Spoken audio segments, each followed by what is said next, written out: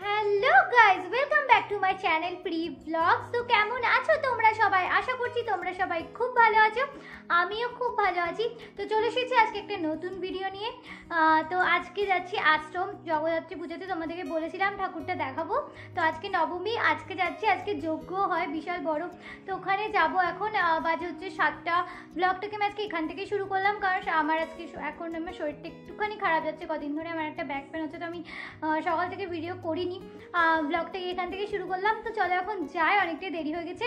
তো বেরিয়ে তারপরে তোমাদের সাথে কথা বলছি। তো চলো যাওয়া যাক। আজকে না অনেকটা নস্টালজিয়া টাইপের ফিল হচ্ছে, কারণ আমার প্রথম ব্লগটা আমি ঠিক এভাবে বিকেলবেলাতেই শুরু করেছিলাম। যে একটা মানে রেস্টুরেন্টে গেছিলাম, আর যে রেস্টুরেন্টে গেছিলাম সেটা আশ্রমের একদম সামনে। তো অনেকটা নস্টালজিয়া ফিল হচ্ছে, তখন কিছু জানতাম না, এখনও অনেক কিছু জানি না। তো বেশ ভালো লাগছে। তো চলো দেখতে থাকো ব্লগটা। তো চলো যাওয়া যাক, বেরোই। তো এখন আমরা বেরিয়ে গেছি, এবার যাচ্ছি গিয়ে টোটো করবো, তারপরে যাব। ওখানে এত ভিড় থাকে, এখন টোটো পাই কিনা সেটাই দেখার। তো চলো আগে টোটো করি, তারপরে টোটোতে উঠে তোমাদের সাথে আবার কথা বলছি। এখন হাঁটছি, আর অনেকটা যেতেই হবে, একটা টোটো আসছে, পাওয়া গেছে। তো টোটোতে উঠি, ওখানে গিয়ে আমি তোমাদের সাথে কথা বলতে পারবো না, কারণ ওখানে চরম ভিড় থাকে। তবে এখন এটাই ফ্যাশন, তোমরা কেন বোঝো না? তো চলো ওখানে যাই, তারপরে গিয়ে কথা বলছি। জিন্স পরছি, আর বাবারা সবাই রাগাচ্ছে পাড়াতে যে আগেকার দিনে এইসব জিন্স আমরা পরতাম না, ছোটো জিন্স, ভুলভাল জিন্স। তো দেখো কী বোঝায় যে এটা ফ্যাশন। তো টোটোতে উঠে গেছি, এবার চলে যাই, তারপরে ওখানে গিয়ে দেখাচ্ছি তোমাদের। অন্ধকারে দেখতে হবে না, তো চলো যাওয়া যাক, তারপরে গিয়ে কথা হচ্ছে। এখানে নামি যাই।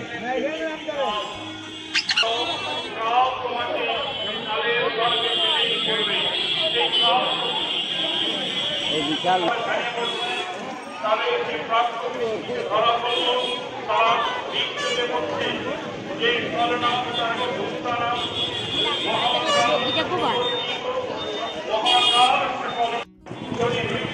জয় করতে হয়, তবে আমাদেরকে বলিয়ান হতে হবে।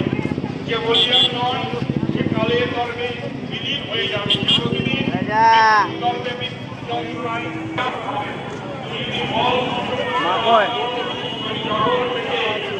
হয়ে যাবে। কি ভিড় বাবা, কি ভিড়!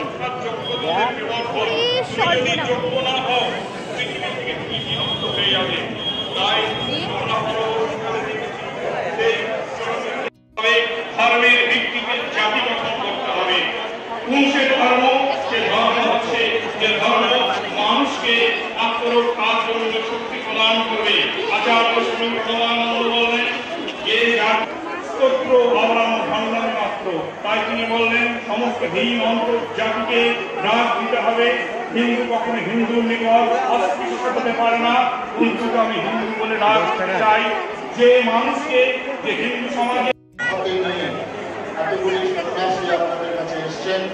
এসব সন্ন্যাসীদের মিলাবে আর মিলিবে, যাবে না ফিরে।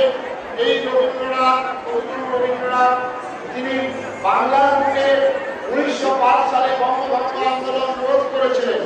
বাঙালির ঘরে সমস্ত ভাই বোনদেরকে এক করার চেষ্টা করে রাস্তায় বের করেছিলেন।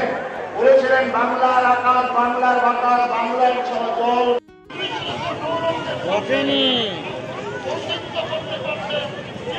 বাইরে প্রচন্ড আওয়াজ, এখানে কিছু শোনা যাচ্ছে না। মেলাতে এসেছিলাম, বাট কিছুই শোনা যাচ্ছে না। তো চলো এখন এখানে কথা বলবো না, একদম বেরিয়ে তারপরে গিয়ে কথা বলবো।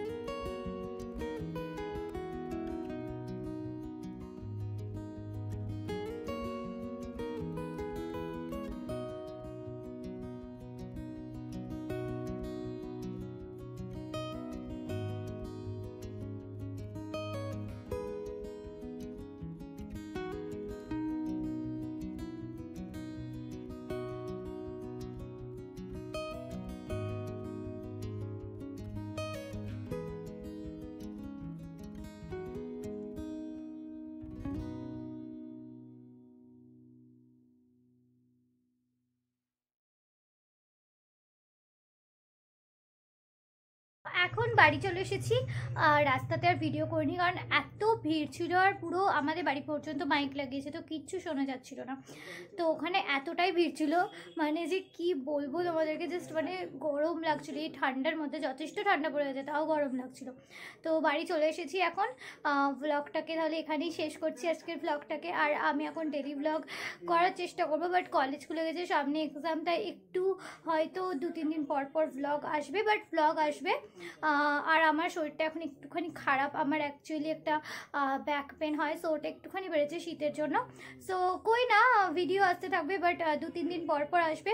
তো চলো, ভিডিওটা ভালো লাগলে অবশ্যই লাইক শেয়ার কমেন্ট করে দিও, চ্যানেলটাকে সাবস্ক্রাইব করে দিও, আর নিচে বেল আইকনটা প্রেস করে দিও। তো চলো টাটা, দেখা হচ্ছে পরের ভিডিওতে, বাই।